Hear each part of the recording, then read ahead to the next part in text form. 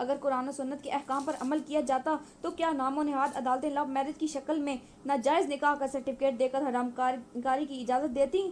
اگر آج کی خواتین مسلم اپنی اہم ذمہ داریوں اور باوقار منصب کو فراموش کر کے کفار کی تہذیب و ثقافت اور گمراہ کے آندھی راہوں پر چل پڑی ہیں، اس کے شب روز انڈین ڈراموں فلموں کو دیکھنے میں اور بیہودہ ڈائجسٹوں میں عشق و محبت کے افسانوں کا زہر اپنی رگوں میں اتارنے میں صرف ہونے لگے ہیں۔ گندی فلموں کے زہریلے اثرات قبول کرتے ہوئے وہ غلط قسم کی شہوانی اور غیر شرعی محبتوں کے چکروں میں پھنس چکی ہیں۔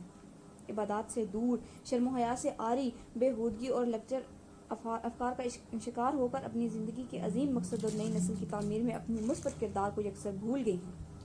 بے پردگی کی اصلاح کوئی عام اور سادہ سی اصلاح نہیں ہے، کیونکہ ہم جب اس کے نتائج پر غور کرتے ہیں تب ہمیں اس کے بدترین کمالات کا اندازہ ہوتا ہے۔ لہٰذا شیطانی ہتھ کنڈوں کو بے پردہ خواتین کی شکل میں بہترین خودکار اسلحہ مل گیا۔ ذرا عقل و شعور کی بند کھڑکیوں کو کھول کر دین اسلام کی تازہ ہوا کے جھونکوں سے ذہن قلب کو معطر کیجیے اور سوچیے کہ اگر بے پردگی نہ ہوتی تو کیا آئے روز غیرت کے نام پر مرد و خواتین کے قتل کی وارداتیں ہوتی؟ اللہ اور اللہ کے رسول کی بات مان لی جاتی تو کیا اسی محبت کی شادی کے جرم میں دلہا دلہن کو نفرت بھری موت کا تحفہ ملتا؟ عورت اپنے چہرے پر نقاب ڈال کر نکلتی ہے تو کیا اجتماعی زیادتی کی شکار ہونے والی معصوم لڑکی معاشرے میں بے عزتی کے ساتھ منہ چھپائے پھرتی؟ اسکول کالج کی لڑکی بے نقاب چہرے کے ساتھ نہ نکلتی تو کیا اوباش اور آوارہ ذہن لوگوں کو معاشرے میں بگاڑ اور انارکی پھیلانے کی اجازت ملتی؟ اور کیا شائستہ دل عاشق پسند کی شادی ہونے اور نہ ہونے پر اپنی زندگیوں کا خاتمہ کرتے؟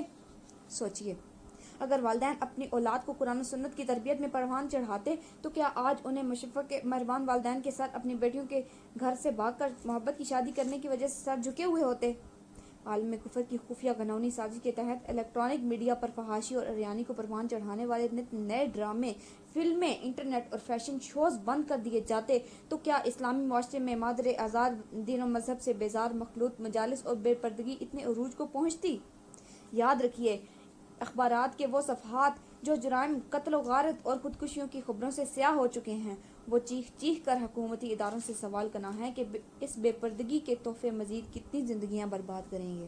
ان تمام تباہیوں، بربادیوں اور خرافات کا رواج دینے میں حکومتوں اور ہم سب کا برابر کا ہاتھ ہے۔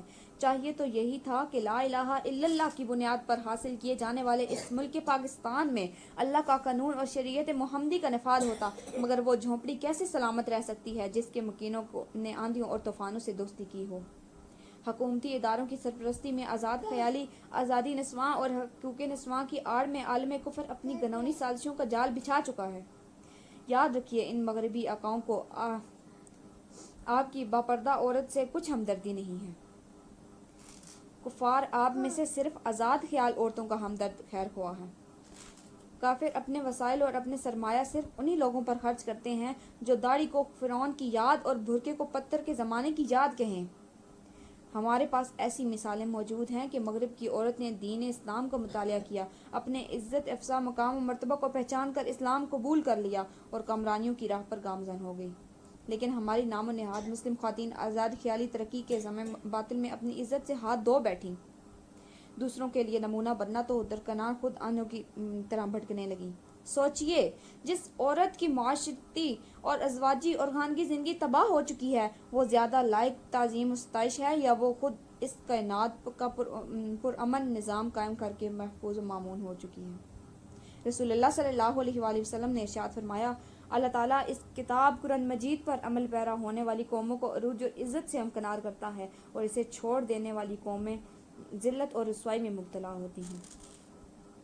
سوچنے کا مقام ہے میری بہنوں، ذرا سوچئے، غور و فکر کیجئے۔